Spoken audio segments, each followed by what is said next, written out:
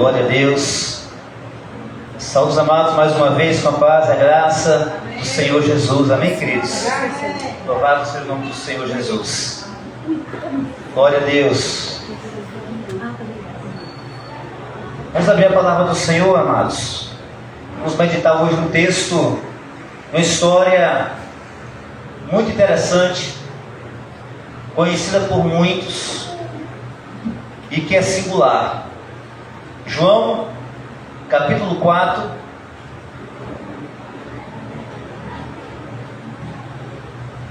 João, capítulo 4. Eu vou ler a partir do verso 1. Os irmãos podem ficar sentados. E o tema dessa noite, amados, é a mulher do poço. Repita comigo: a mulher do poço. E a orfandade espiritual e emocional. Orfandade diz respeito a ser órfão. Órfão é aquele que se identifica sem pai, sem mãe. Isso caracteriza essa condição terrível e triste que é a orfandade. E aquela mulher do poço, ela vivia uma orfandade espiritual e emocional. Diz assim a palavra do Senhor. Acompanhe a sua Bíblia, por gentileza. Quando Jesus soube que os fariseus tinham ouvido dizer que ele fazia e batizava mais discípulos do que João, e se bem que Jesus mesmo não batizava e sim os seus discípulos, deixou a Judeia, retirando-se outra vez para a Galiléia, e era necessário passar pela região da Samaria. Assim Jesus chegou a uma cidade samaritana chamada Sicar, perto das terras de que Jacó tinha dado a seu filho José. Ali ficava o poço de Jacó. Cansado da viagem, Jesus sentou-se junto ao poço. Era por volta do meio-dia. Nisso veio uma mulher samaritana tirar água. E Jesus lhe disse: dê-me um pouco de água. Pois os discípulos tinham ido à cidade comprar alimentos. Então a mulher samaritana perguntou a Jesus: como sendo o Senhor o judeu, pede água a mim, que sou mulher samaritana? Ela disse isso porque os judeus não se dão com os samaritanos. E Jesus respondeu: se você conhecesse o dom de Deus, e quem é que está lhe pedindo água para beber, você pediria e ele lhe daria água viva. Ao que a mulher respondeu: o Senhor não tem balde, e o poço é fundo. De onde vai conseguir essa água viva? Por acaso o Senhor é maior do que Jacó, o nosso pai, que nos deu o poço do qual ele mesmo bebeu, assim como seus filhos e o seu gado? Jesus respondeu: quem beber desta água voltará a ter sede, mas aquele que beber da água que eu lhe der nunca mais terá sede. Pelo contrário, a água que eu lhe der será nele uma fonte a jorrar para a vida eterna. A mulher lhe disse: Senhor, eu quero que me dê sempre, que me dê essa água, para que eu não mais tenha sede, nem precise vir aqui buscá-la. Jesus disse: vá, chame o seu marido e volte aqui. Ao que a mulher respondeu: não tenho marido. Então Jesus disse: você tem razão ao dizer que não tem marido, porque já teve 5, e esse que agora tem não é seu marido. O que você disse é verdade. Pai, aqui está a tua palavra, Senhor. Fala conosco esta noite, Deus. Nos exorta, nos fortalece, nos limpa com a tua palavra, Pai. Alimenta-nos, em nome de Jesus. Amém, Senhor. Queridos, esta é uma história de uma mulher, de 5 maridos, de um poço e de nenhum descanso. Percebe que aquela mulher, ela vai até o poço meio-dia, onde o sol estava a pino, Certamente porque ela era execrada, ela era vítima de preconceito, ela era uma mulher tida como impura, mal falada. Então ela ia no horário onde outras mulheres casadas, de família, não estavam, para que ela não fosse perturbada. E essa mulher, ela não tinha descanso, porque ela precisava sempre ir pegar água nesse poço. E essa mulher, ela já teve 5 maridos. E essa mulher vivia nessa jornada de cansaço, até que Jesus, ele se apresenta. Queridos, desde o Éden, a batalha nunca foi apenas contra o bem e o mal. Nós temos muito esse pensamento romântico de guerrilha espiritual, e a gente visualiza o bem e visualiza o mal, mas esquecemos de uma coisa mais profunda e verdadeira, de que esta batalha, esta guerra, ela sempre foi pelo altar. Olha para o teu irmão e diga assim: a batalha, meu irmão, é pelo altar. É pelo altar. O altar é lugar de governo. O altar é onde as decisões da nossa alma são moldadas. O altar, queridos. O altar é onde o coração se curva. Aquilo que eu coloco no altar, aquele que eu coloco no altar, vai ter a minha veneração. A ele eu me curvo, a ele eu me submeto. É no altar, é onde aquilo que amamos de verdade é colocado. Sempre que os reis de Israel, os reis de Judá, se rebelavam contra Deus, qual a primeira coisa que eles faziam? Você pode abrir para mim aí no livro de 2 Crônicas. 2 Crônicas, capítulo 24, verso 17.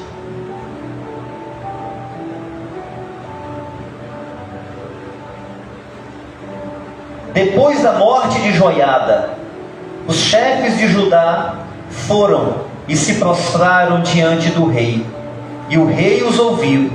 Então abandonaram a casa do Senhor, Deus de seus pais, e serviram os postes da deusa Azerá e aos ídolos. E por esta sua culpa veio grande ira sobre Judá e Jerusalém. De que o texto aqui está falando? Do rei Joás.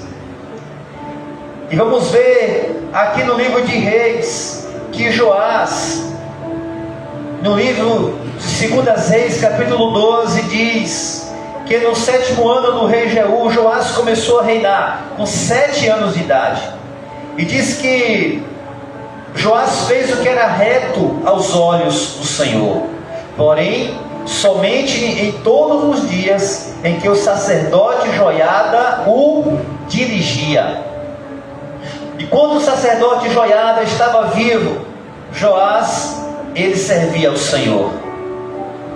Ele fazia o que era reto aos olhos do Senhor. 2 Reis, capítulo 12, versículo 3 diz: apenas Joás fez o que era reto aos olhos do Senhor, apenas os lugares altos, ou seja, os altares pagãos, não foram tirados. E o povo ainda sacrificava e queimava incenso nesses altares. Queridos, todo ser humano tem um altar. Alguns consagram este altar a Deus, mas outros, sem perceber, entronizam o ego, o dinheiro, os afetos, a vaidade, os prazeres carnais, a busca pela autossatisfação. Alguns colocam nesse trono seus traumas e ficam vivendo servos desses traumas que passou, não acreditando que podem ser curados. Alguns entronizam neste trono os seus desejos não curados. Mas uma coisa é certa: o altar nunca fica vazio.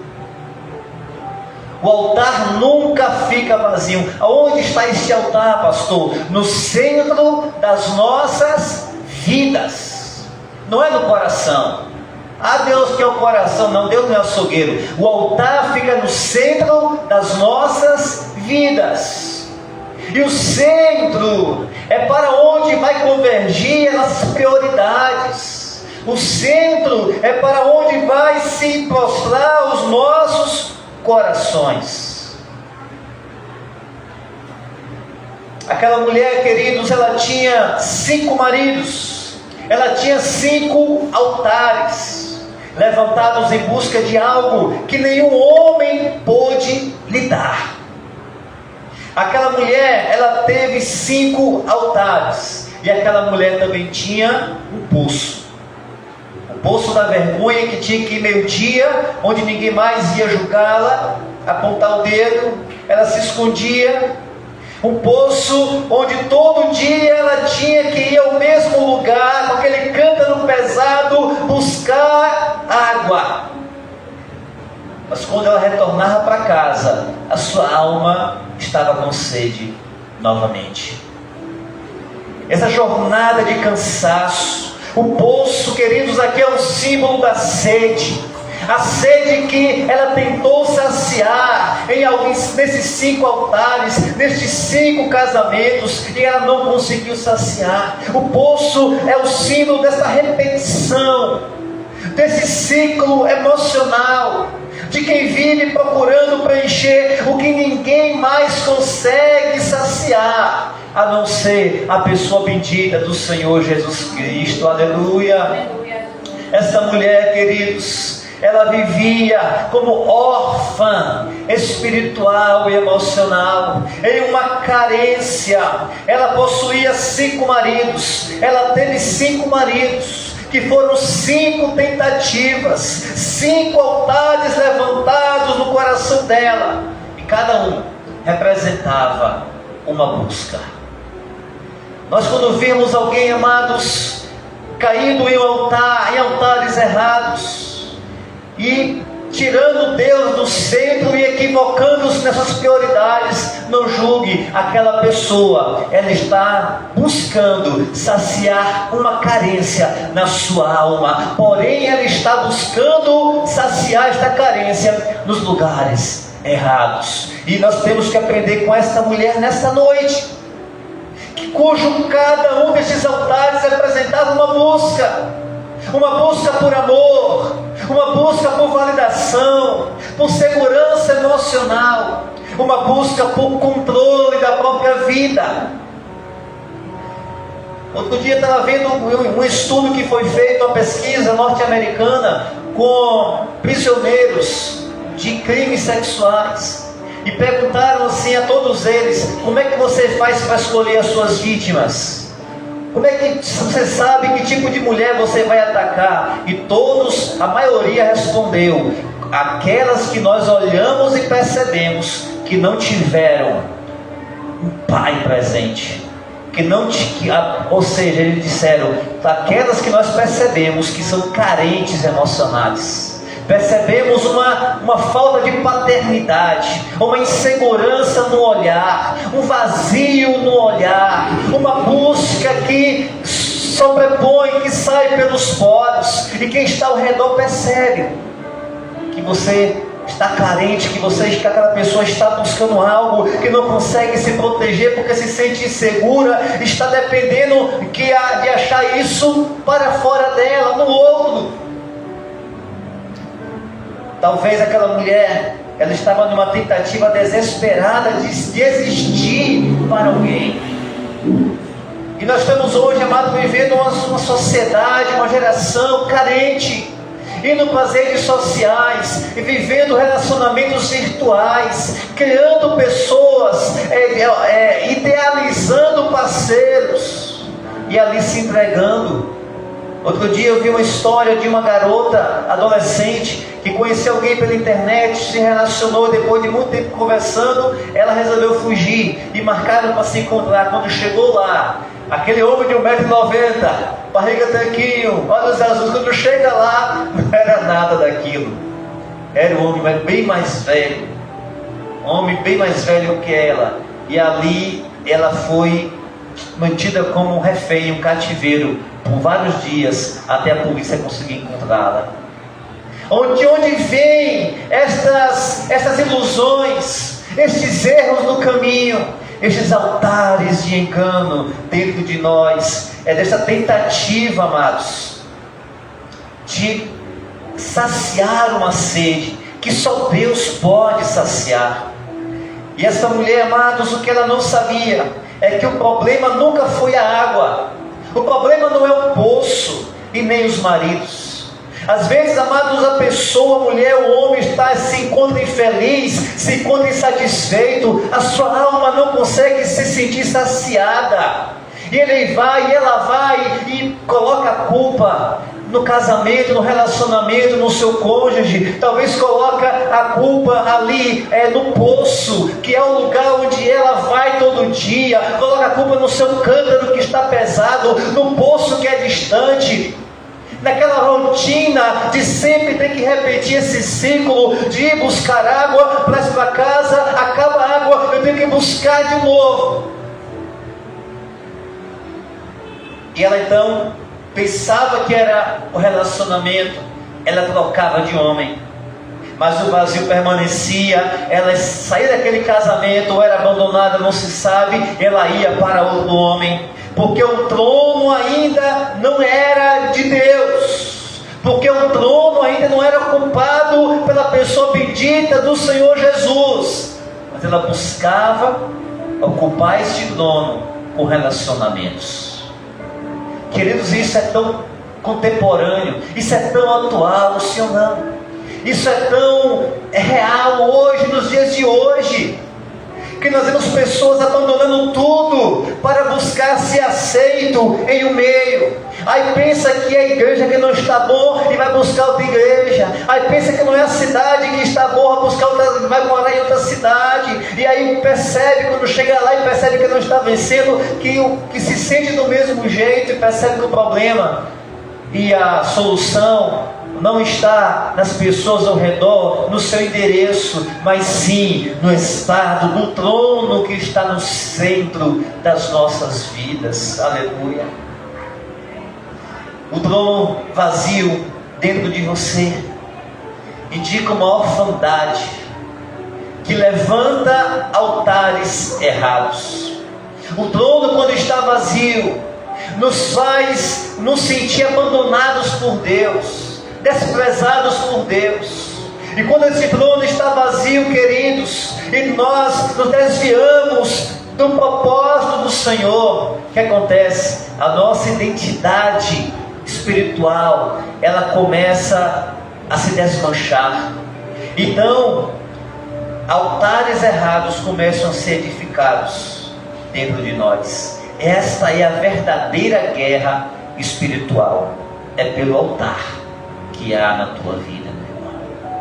Não é apenas contra demônios. Quem dera se nossos piores inimigos fossem os demônios, porque o povo de Israel, o povo de Judá, tinha o povo da promessa. Os profetas estavam ali, Deus manifestava o seu poder, abria mar, derrotava os filisteus, os assírios, mas de repente algo os derrubava, que era o quê? O altar do coração deles conseguia ser acessados por crenças em falsos deuses, pela idolatria, pela desobediência, e se rebelavam contra o Senhor.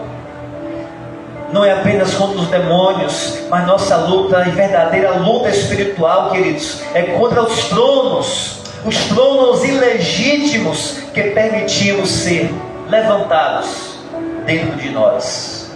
É contra tudo aquilo que se assenta no lugar de Jesus.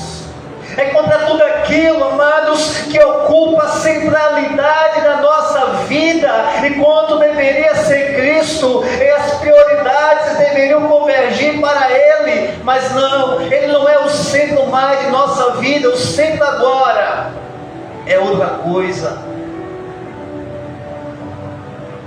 Contra todo o desejo que nos tira do centro da vontade de Deus. A mulher daquele poço, ela teve 5 maridos, mas não teve descanso. A sua alma continuava cansada. 5 homens ela teve, 5 tentativas, 5 altares que não resolveram a sede da sua alma órfã. A orfandade, queridos, emocional, espiritual, ela sempre vai tentar levantar altares para suprir a ausência da paternidade.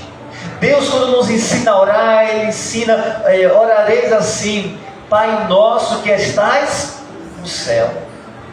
Ele fala através lá do profeta, se o teu pai, ainda que o teu pai e a tua mãe te abandone, eu jamais te abandonarei. Aleluia.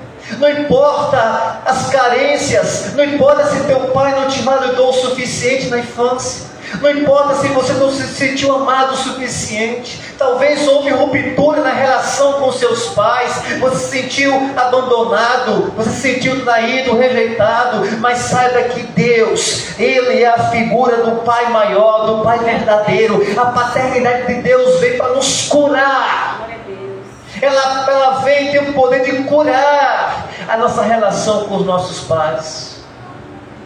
Eu estou lendo um livro que eu vi uma situação onde o pastor tinha dificuldade em fazer devocional. Ele tinha dificuldade em ter momentos de oração com Deus. E aí no tratamento ali, terapêutico ali com outro pastor dessa área, ele percebeu que ele teve uma relação muito superficial com seu pai na infância. Ele não tinha abertura para ter uma conversa, ele cresceu com rancor, teve trauma na relação paterna. E quando ele cresce, ele reproduz esta visão de pai para Deus. E quando ele percebe isso, ele começa então a se relacionar com Deus diferente. Ele se abre para Deus. E de repente até o que ele sentia pelo seu pai foi curado. Porque a paternidade de Deus, ela nos cura. E aquela mulher, ela até agora teve um encontro com Jesus. E quando Jesus diz para ela, como Jesus é maravilhoso: vá lá e chama o teu marido. Quando Jesus, amado, aparece, os tronos da nossa alma são revelados. Vai lá e chama o teu marido. E a mulher então diz: Senhor, eu não tenho marido. Eu não tenho marido. E Jesus vai e diz: você tem razão, porque você já teve 5 maridos. E esse que agora você tem não é seu marido. E ele conclui dizendo: o que você disse é verdade. Que verdade? Quando ela afirma: eu não tenho marido. Ela afirma a sua carência da alma. Ela afirma a sua orfandade da alma, a sua orfandade espiritual. E aqueles 5 maridos representaram 5 tentativas, 5 altares. O primeiro dele podemos aqui espiritualizar, imaginar como o primeiro sendo o altar do reconhecimento. Aquela mulher buscou casar para ser reconhecida, para ser mulher de alguém, para ganhar um nome, uma sociedade onde uma mulher sem marido, uma mulher que não tinha origem, ela era desprezada, ela ficava ao léu, ela precisava de um cuidado, de um cuidador. Então o marido dava também este reconhecimento. E na primeira tentativa, esta mulher se sente frustrada, não se sabe como nem porquê, ela vai para o segundo marido, para a segunda tentativa, para o seu segundo altar, e agora o altar dos prazeres. Depois aquela mulher passa pelo altar dos status. Quantas vezes, amados, nós estamos em busca de saciar prazeres, de tentar ser feliz. Eu quero saciar a minha alma. Ou então nós estamos buscando o altar dos status. Nós queremos, minhas amigas todas postam fotos com seus namorados, com seus maridos, e eu preciso saciar, eu preciso também ter o que postar, eu preciso também me sentir igual, não por baixo. O altar dos status, o altar das carências.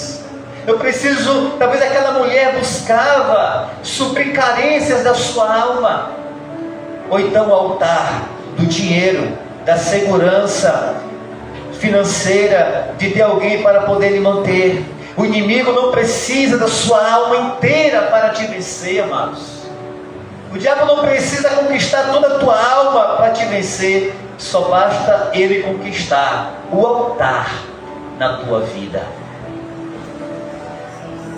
diabo, para vencer Israel, não mandou os filisteus, o império assírio, invadir Israel, não. Só bastou o rei de Israel edificar um altar nos montes para o deus Baal e os outros deuses das nações. Só um altar destruiu, derrubou o povo de Israel. Não foi o gigante Golias, não foi o império assírio poderoso e cruel, não foi a Babilônia, foi um altar que não foi dedicado a Deus. Jesus, amados, Ele precisa ter o centro das nossas vidas, amém? Ele quer estar no centro da nossa vida. Quando Ele está no centro da nossa vida, a nossa alma encontra descanso. Quando Jesus chega até aquela mulher, ela era uma mulher cansada, frustrada, veio de 5 casamentos derrotados, frustrados, e agora estava em outro relacionamento, mas de um homem que não era dela. Ou seja, após 5 tentativas, ela submeteu a ser a outra, a segunda. Aquela que o homem nunca vai chegar para os amigos e falar assim: olha, eu peguei minha esposa ontem de noite e fiz isso, fiz aquilo. Não, mas da outra ele faz. Peguei fulana, peguei fulana, fiz isso, fiz aquilo, e é cachorra mesmo. E é isso que aquela mulher se submeteu. Não era o marido dela.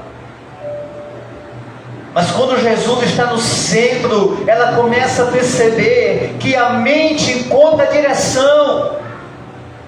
Ela se lembra da profecia: o Messias virá, onde é que se deve adorar, Senhor? Ela vai e se lembra da profecia, ela se lembra da palavra de Deus, e Cristo começa a falar sobre adoração verdadeira. Então Ele vai e se revela para ela: eu sou o Messias, eu que falo contigo, aleluia. Aquela mulher que via o poço todo dia, neste ciclo cansativo, ia meio-dia com vergonha, onde estava o poço vazio, ela agora encontra alguém. Jesus se apresenta àquela mulher, aleluia. A ausência do Pai no trono da alma te faz buscar aprovação em tudo. Aquela mulher agora diante de Jesus, ela encontra descanso. A alma dela encontra descanso. A mente dela encontra direção. O espírito encontra força. Quando Jesus é o centro da nossa vida, queridos, a nossa alma descansa, a nossa mente ela tem direção, e nosso espírito ele encontra força. E a igreja vem para adorar, para cultuar o Senhor, cheio do Espírito. A alegria do Senhor é nossa força. Você percebe quando a igreja está com Jesus no centro, quando ela chega vibrante, ela evangeliza, ela faz a obra, ela chega com um sorriso, ainda que sofrendo, ela tem uma palavra para poder compartilhar, porque o Jesus está no centro, Cristo está no altar. Mas a ausência do Pai, a ausência do Senhor no trono da alma, ela te faz buscar aprovação em tudo. Aí aquela alma busca pertencer, ela está em busca de segurança, ela está em busca de amor. E aí qualquer ciclo de amizade que abraça ela se entrega, e logo se esquece do Senhor, e o altar no coração dela fica vazio, e agora é preenchido de novo por outro tipo de poço. E aquela mulher, quando encontra Jesus, diz: Senhor, e ele fala: aquele que beber da água que eu tenho para dar, não é como a deste poço. Esta água você vai ter sede novamente, vai ter que voltar para aqui, neste ciclo de cansaço. Mas aquele que beber da água que eu tenho para dar, nunca mais terá sede. Ela começa a compreender que aquele que está na sua frente, que revelou a sua vida, quando Cristo, amados, se apresenta a nós, Ele revela o nosso trono do nosso interior, Ele revela os altares edificados de forma errada, equivocada, os altares dos enganos que há em nós. Só que este poço, amados, não preenche. Essa água não sacia, porque o trono do seu interior não foi feito para algo, mas ele foi feito para ser ocupado por alguém, por aquele que preenche todas as coisas. Aleluia! E ele se apresenta, aquela mulher samaritana, de tamanho era o preconceito e ela era legada à inexistência. E os discípulos, quando chegam, vê então, e por que o Senhor conversava com aquela mulher? E a mulher logo no começo pergunta: como é que eu estou sendo um judeu? Fala comigo, uma mulher samaritana. Porque os judeus nem queriam estar no mesmo lugar que estava o samaritano, ainda mais aquela mulher. E Cristo vai até ela, ele rompe com aquela tradição, ele rompe com aqueles status religiosos, com preconceito, ele quebra paradigmas para ir buscar uma ovelha da casa de Israel que estava perdida, legada a se prostrar em altares errados, que não estava para fora, mas estavam para dentro de si mesma. Só o Pai, queridos, pode ocupar o altar da sua identidade. Aleluia! Como é que eu tenho sido visto lá fora? Esta minha identidade, ela é o altar, e ele precisa ser ocupado por Jesus. Aí voltei a trabalhar depois das férias essa semana, e aí tinha um colega lá que eu não conhecia ainda, de Itajuípe, trabalhava em Boitaba. Aí a gente conversando, ele começou a falar que ele também é crente, está meio afastado, mas quer voltar. E aí ele falou assim: eu estava vendo um vídeo, uma entrevista com Morena em Cristo, e ele falou do Senhor. Aí eu pensei assim: rapaz, ele nunca me viu antes, mas já tinha ouvido falar de mim. Ou seja, ele tinha uma expectativa acerca de mim. Ele tinha uma impressão de quem eu era, certamente porque também os demais colegas falam. E eu me pergunto, como eu sempre perguntar: Senhor, que tipo de identidade eu quero deixar na terra? Que tipo de legado eu quero deixar para as pessoas? Que tipo de testemunho eu quero passar para as pessoas ao meu redor? Se o teu testemunho, queridos, não expressa Cristo no centro, é porque o altar da tua vida não está sendo ocupado pelo Senhor. O diabo não precisa da sua alma completa por inteiro. O que ele precisa é apenas conquistar o altar. Nunca se esqueça disso. Nós deixamos de vir para a igreja por qualquer coisa. Você pensa que o pastor também não tem vontade de vir ficar em casa? No sofazão, Netflix, tal. Você pensa que também não sente desânimo? Você pensa que o apóstolo Paulo não sentiu tristeza, desânimo? Sentiu, você é quem mais sentia tristeza. Ele chorava pela igreja.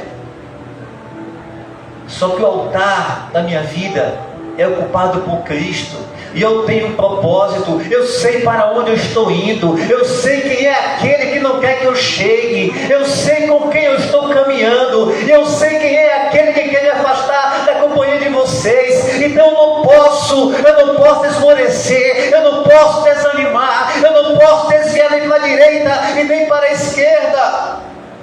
Eu não posso esquecer quem é o meu Pai. Aleluia. Porque eu não sou mais órfão. Você não é mais órfão. Porque a orfandade é o campo onde se levantam os tronos errados. É tempo de derrubarmos os altares errados. Aleluia. Quando Jesus se apresenta àquela mulher, tudo muda. Se você beber da água que eu te der, você nunca mais terá sede. Jesus então revela os altares enganosos levantados na vida daquela mulher. E aí eu quero lembrar aqui de outro rei, que está lá em 2 Reis. 2 Reis, no capítulo 23. Lemos sobre um rei que assumiu o trono com 8 anos de idade, o rei Josias. 2 Reis 23, apenas o versículo 12 e o 13, que diz assim, preste bem atenção: o rei também derrubou os altares, que estavam sobre a sala de Acás, sobre o terraço, altares que foram feitos pelos reis de Judá. Não foram os ímpios, foram o rei de Judá que fez. Bem como os altares que Manassés tinha construído nos 2 átrios da casa do Senhor. Ele os fez em pedaços, tirou dali e lançou o pó deles no ribeiro de Cedron. O rei profanou também os lugares altos que estavam a leste de Jerusalém, ao sul do monte da destruição, os quais Salomão, rei de Israel, havia construído para Astarote, a abominação dos sidônios, e para Quemos, a abominação dos moabitas, e para Milcom, a abominação dos filhos de Amon. Amados, o povo de Israel foi amaldiçoado. Eles foram vítimas da sua própria colheita, porque eles plantaram, mesmo diante da revelação tremenda de Deus na vida, na história de Israel, aqueles reis, Salomão, meus irmãos, que pede a Deus e recebe sabedoria como nenhum outro homem na terra teve, o rei mais poderoso, mais próspero, Salomão. Eu nem falo Manassés, que foi um rei terrível, ímpio. Salomão edificou vários altares para deuses estranhos. Existe hoje a cabala judaica, que é feitiçaria, bruxaria judaica. Tudo se fala que foi Salomão que inventou essas coisas. Caiu. Tudo porque ele esqueceu quem era o seu pai verdadeiro. Ele ficou órfão de pai vivo. Assim como tem mulher viúva de marido vivo, tem filho órfão de pai vivo, tem crente também virando órfão, mesmo sendo um filho do Deus Todo-Poderoso. É tempo de derrubar os altares errados, amados. Josias, interessante, estava lendo aqui que Josias, ele foi filho de um rei ímpio, foi neto de um rei ímpio, mas como é que aquele garoto de 8 anos assume o reinado? E olha o que a palavra diz aqui, no capítulo 22, Josias tinha 8 anos de idade, quando começou a reinar, e reinou 31 anos em Jerusalém. Olha o que diz o versículo 2, Josias fez o que era reto aos olhos do Senhor. Ele andou em todo o caminho de Davi, seu pai, e não se desviou nem para a direita e nem para a esquerda. Aleluia. Como é que pode, os historiadores dizem, como é que Josias, sendo filho de Manassés, um rei tão mau, um rei feiticeiro, amados, como é que esse garoto conseguiu ser tão fiel a Deus? Aí você vai ver o segredo na parte B do versículo 1. A mãe dele se chamava Gedida e era filha de Adaías de Boscate. A linhagem espiritual de Josias não veio do seu pai, mas veio da sua mãe, que vem de uma sequência de gerações contadas aqui na Bíblia, que vem lá de Batseba, outra mulher que quase foi julgada, que poderia ter sido legada ao esquecimento, mas Deus renova a sua história, perdoa, ressignifica a sua existência, e dela então vem a linhagem que vai redundar lá em Jesus Cristo. Aleluia. Isso quer dizer, queridos, que assim como Josias, ele foi salvo da impiedade, porque ele foi instruído por uma mãe sábia e temente a Deus. Aqui você, mulher, você que é mãe, você tem a missão de ensinar teus filhos o caminho do Evangelho, de ser exemplo para eles, que não importa se seu marido, se o rei Manassés está colocando altares para deuses estranhos, virou feiticeiro, vendeu o centro do reino para Baal, não importa, mas aprenda comigo a colocar no altar a pessoa certa, que é o Deus de Israel. Aleluia. Glória ao teu nome, Jesus. Uma mulher que não teve trono, mas teve um lugar poderoso na geração, na linhagem espiritual daquele rei, aleluia, que fala assim: olha, o teu pai não foi exemplo a ímpio, o teu avô foi pior ainda, mas olha, vamos buscar alguém. Lá atrás tem o rei Davi, ele foi segundo o coração de Deus, aleluia. Então agora ele foi chamado como filho de Davi. Jesus foi chamado filho de Davi. Não importa o que o tamanho teu pai fez ou que não fez, não importa se eles não validaram você o suficiente, busque em outra pessoa, busque em Deus a tua paternidade, aleluia. Interessante que aquela mulher, ela ali conversando com Jesus, até para demonstrar que ela sabia um pouco: eu sei que o Messias, ele virá. Mas de repente então, lá no verso 25, eu sei que virá o Messias, e quando vier vai anunciar tudo. E Jesus então disse, verso 26, eu sou o Messias, eu que estou falando com você. Jesus se revela àquela mulher do poço, e ela então, o versículo diz, deixou o seu cântaro e foi à cidade pregar para o povo: venham comigo e vejam um homem que me disse tudo o que eu fiz. Não seria ele por acaso o Cristo? Aquela mulher abre mão daquele poço, do seu ciclo de cansaço, ela abre mão do seu cântaro. O que representava este cântaro? Este cântaro, queridos, ele era uma representação dos seus pesos, ele era uma representação da culpa, era uma representação de tudo aquilo que ele lembrava, o seu passado doloroso. Então esta mulher, ela abre mão dessas tentativas de saciar a sua própria sede, de resolver a sua própria vida, de construir o seu altar e tentar ocupar com outras coisas e outras pessoas. Ela deixa o poço, ela deixa o cântaro e ela vai anunciar Jesus. E depois disso que aquela cidade vieram vários e creram em Jesus, e disseram eles: agora não mais cremos pelo que a mulher disse, mas cremos porque também tivemos um encontro contigo. Aleluia, aleluia. Precisamos derrubar os altares errados, amados. A igreja de Cristo nos últimos dias precisa derrubar os altares errados. Como o povo de Israel tinha rei, tinha palácio, mas havia altares para Satanás. A igreja hoje está ainda convivendo, aceitando altares para o inimigo.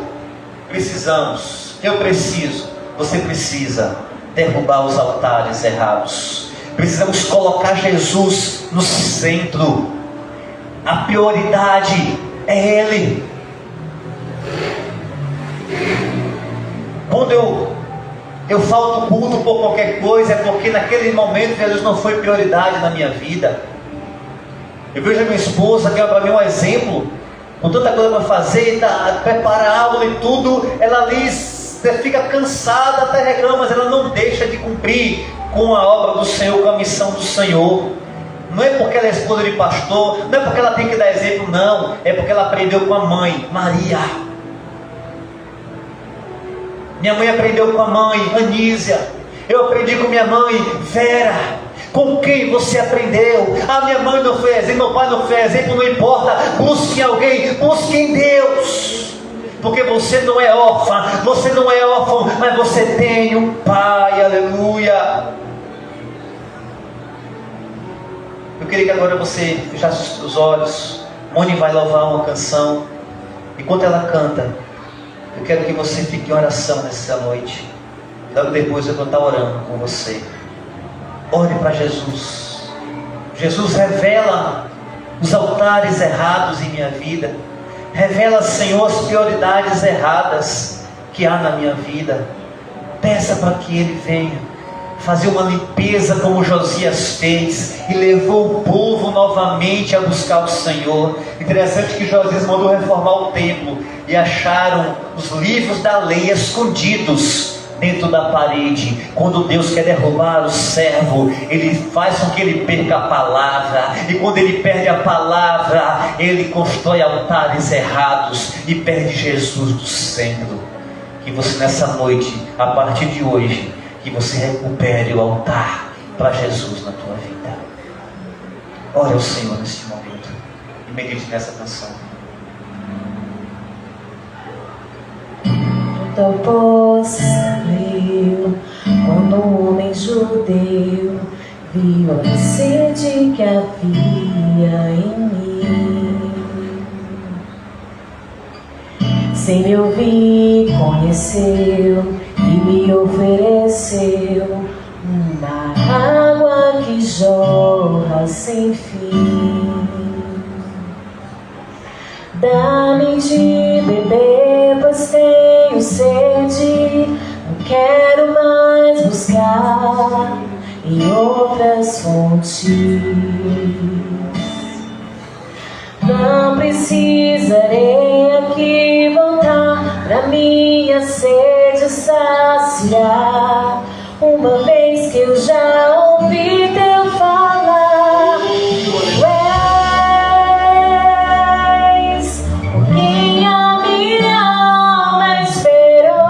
Pode ficar de pé nesse momento. Louve ao Senhor. Fonte da vida que me encontrou, és o dom de Deus, o Messias, o meu Salvador. Aleluia, Jesus.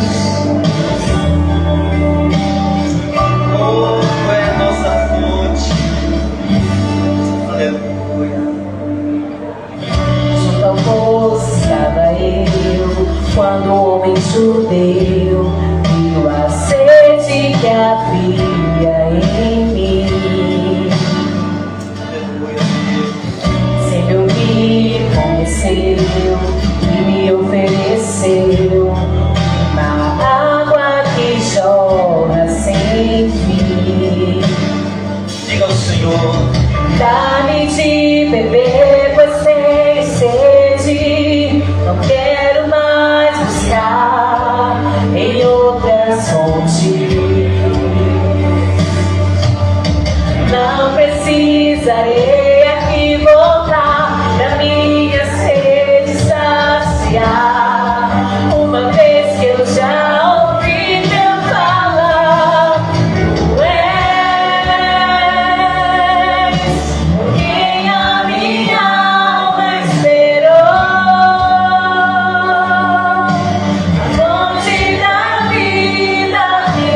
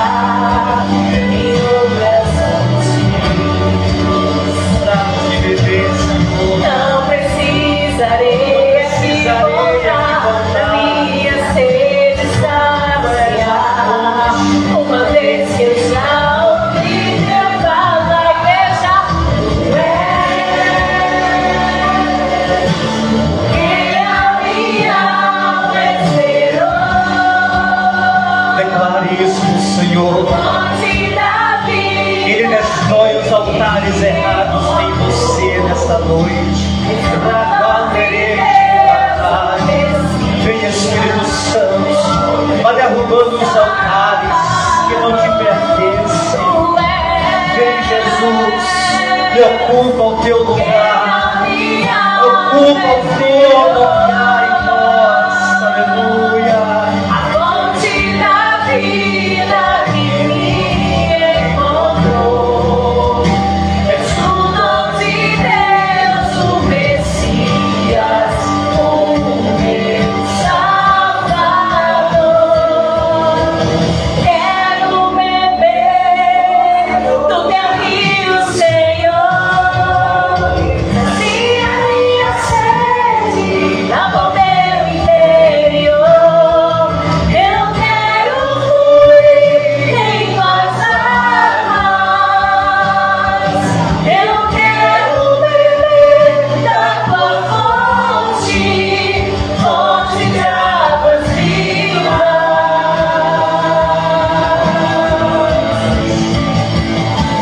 Quero beber do teu rio, Senhor. Clame a Ele. Sacia minha sede, lava o meu interior. Eu quero fluir em tuas águas. Eu quero beber da tua fonte, fonte de águas vivas. Tu és por quem a minha alma esperou, a fonte da vida que me encontrou. És o dom de Deus, o Messias, o meu Salvador.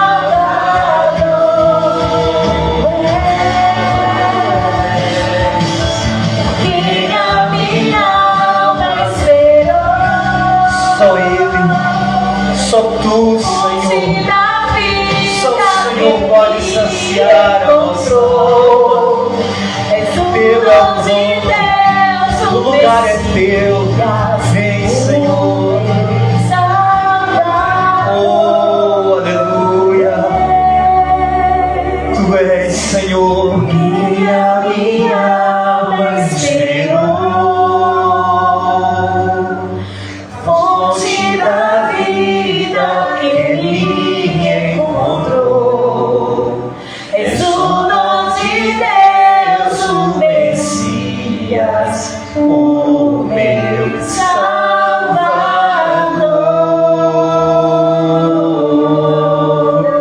Pega suas mãos para os céus e diga: Senhor Jesus, vem, Senhor, e ocupa o Teu lugar no centro da minha vida. Oh Jesus, diga: eu te entrego o altar que há em mim. Destrói, Senhor, os falsos altares, os falsos deuses. Eu abro mão do poço que eu construí para mim mesmo. Eu abro mão do meu cântaro da culpa, do cântaro que pesa, do cântaro do cansaço. Oh Jesus, vem, Senhor, restaura as prioridades em nós. Assume o Teu lugar no trono das nossas vidas, ó Pai. Vem, Senhor, nos traz de volta para a centralidade do Senhor. Conserta a nossa identidade, que o mundo tem tentado deturpar. Vem, Senhor, nós Te tomamos como Pai. Nós somos filhos, não somos órfãos, mas queremos estar em comunhão contigo. Vem, Senhor, e cura, Pai, a nossa vida. Cura, Pai, a Tua igreja. Vem, meu Pai, como Tu fizeste com aquela criança de 8 anos, como o rei Josias, e ali o Senhor usou ele, aquele jovem, para trazer de volta uma nação que tinha se perdido. o reino que tinha se vendido, se prostrado em altares errados. Vem, Senhor, e levanta esta mulher, levanta este homem, papai. Ó Deus amado, liberta, Senhor, e enche do teu Espírito Santo, firma, enche com a unção do Senhor, para que, como aquela mulher fez, ela não esperou muito após o encontro contigo, ela vira missionária, ela vai e anuncia o Senhor, e uma cidade inteira rende-se aos teus pés. Conserta, Pai, o teu altar, conserta, Pai, a tua igreja, nos traz de volta para o primeiro amor. Meu Deus, que nosso altar não seja o marido, a esposa, que nosso altar não seja a tentativa de suprir a alma em relacionamentos, mas que o nosso altar esteja em Cristo, que Cristo seja o centro, porque dos pais vem a herança, os bens, mas somente do Senhor vem o esposo, vem a mulher prudente e virtuosa. Somente em Ti nós podemos achar a água que sacia de verdade, o pão que mata a fome de verdade, porque Tu és a fonte. Aleluia. Te apresentamos no Teu altar nesta hora, Pai, o nosso poço, o nosso cântaro, para poder ficar com aquele que é a fonte, Jesus de Nazaré. Ele passa aqui nesta hora, como Ele foi por Samaria, Ele passa aqui nesta hora, Ele passa em tua frente. Agarra Ele, meu irmão, agarra Ele, meu irmão, e não abra mão, não abra mão, mas segura, e não se desvie nem para a direita e nem para a esquerda, porque Ele está vindo, Ele está voltando, Ele é o noivo e você é a noiva. Levanta a tua mão direita para cima nessa hora. Você é noiva. Levanta agora a tua lamparina aí para cima agora. Enche aí, Jesus. Enche aí, Espírito Santo. Derrama azeite agora na lamparina. Enche agora a lamparina, Pai, da tua noiva, Senhor. Restaura o azeite, restaura a unção, restaura relacionamento contigo. Oh, obrigado, Jesus. Porque tu não foste somente até aquele poço em Samaria, mas o Senhor foi lá em casa, o Senhor foi ao nosso encontro, porque o Senhor nos faz nos tornar filhos, e Tu é o nosso Pai, e nós podemos dizer: Abba, Pai, Paizinho querido, nós Te amamos, Senhor, nós queremos Te agradar, não queremos buscar agradar a homens, ou ser validado por homens, mas queremos ser reconhecidos somente pelo Senhor.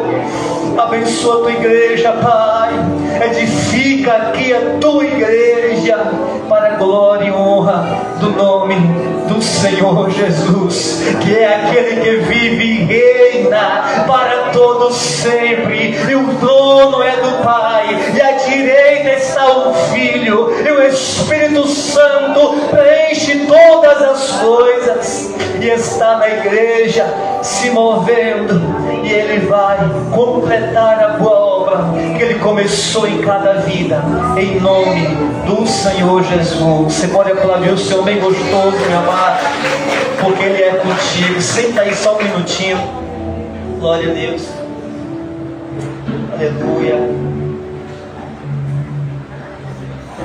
Deus me deu essa palavra essa semana, amados. Nunca se esqueça, você é filho, você é noiva do Cordeiro. Amém, amados? Louvado seja Deus.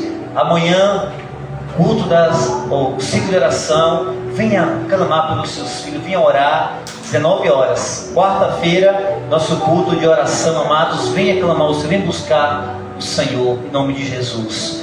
Vamos orar, por homens. Nós temos aqui 2 irmãos, irmão Paulo, que é irmão Edmilson. Demais nós estamos aqui. Vamos orar. Ore, não pare de orar pelo nosso ministério masculino, nosso ministério de homens e nossa juventude também. Amém? Que o Senhor abençoe a igreja do Senhor, em nome do Senhor Jesus. E vamos ficar de pé, para a gente preparar a bênção apostólica. Nós tivemos aqui hoje uma lição maravilhosa sobre Trindade. Quem veio pode tirar suas dúvidas. E a gente percebe que na igreja ainda há muitas dúvidas, amados, sobre a Trindade, sobre Jesus ser Deus, sobre como acontece a salvação. Eu posso não ter certeza que eu sou salvo. Eu sou santo? Ou santo é somente aquele para quem a gente acendia a vela, né?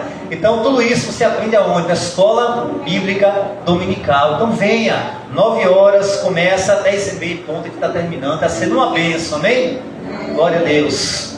Obrigado, Jesus, pela palavra do Senhor. Ó Deus, por esta comunhão aqui desta noite, por cada irmão que aqui veio, meu Pai. Oramos por aqueles que não puderam vir, por aqueles que estão em casa, ou trabalhando, ou em enfermidade, ou em desânimo. Ó Deus, visita nesta hora, Pai, nossos irmãos. Levanta-os, meu Pai, corrige-os, fortalece, disciplina. Ó Deus, trata, porque Tu é o Pai que só disciplina o filho que ama, mas traz de volta para a Tua presença, para o aprisco, Papai. Abençoa para os Teus amados. Concede uma semana de vitória aos Teus filhos. E que esta palavra venha frutificar em nossos corações. E agora, amados, que o amor de Deus Pai Todo-Poderoso, que a graça salvadora de Cristo Jesus, e a unção e as doces consolações do Espírito Santo de Deus sejam sobre vós e sobre toda a tua casa, hoje e sempre. Amém. Que Deus abençoe sua vida, em nome do Senhor Jesus. Aguarda só chegar até a porta. Eu quero poder dar um abraço em cada um de vocês, tá bom?